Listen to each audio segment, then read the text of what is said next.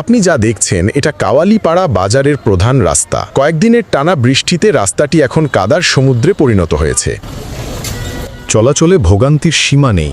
বাজারে আসা ক্রেতা বিক্রেতারা এখন কাদার কারণে দোকানে পৌঁছানোর অনেক কষ্ট হচ্ছে।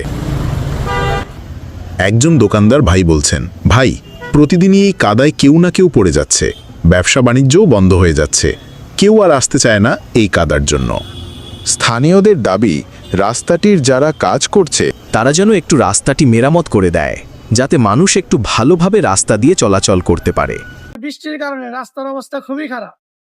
রাস্তায় কাদা এমন পরিমাণ জমছে যে আমাদের দোকানদার ভাইরা বলছেন, রাস্তায় কাদা আর জায়গায় জায়গায় গর্তের কারণে লোকজন কম আসছে, তাই আমাদের বেচাকেনাও অনেক কমে গেছে। এভাবে চললে কাওয়ালিপাড়া বাজার শুধু বাজার নয়, হবে জনদুর্ভোগের আরেক নাম। স্থানীয়দের দাবি, দ্রুত রাস্তাটি একটু মেরামত করে দেওয়া হোক। আমি ঠিকাদার প্রতিষ্ঠান এনডিই কর্তৃপক্ষ ভাইদের বলছি, আপনারা একটু দয়া করে বাজারের রাস্তাটি একটু মেরামত করে দেবেন।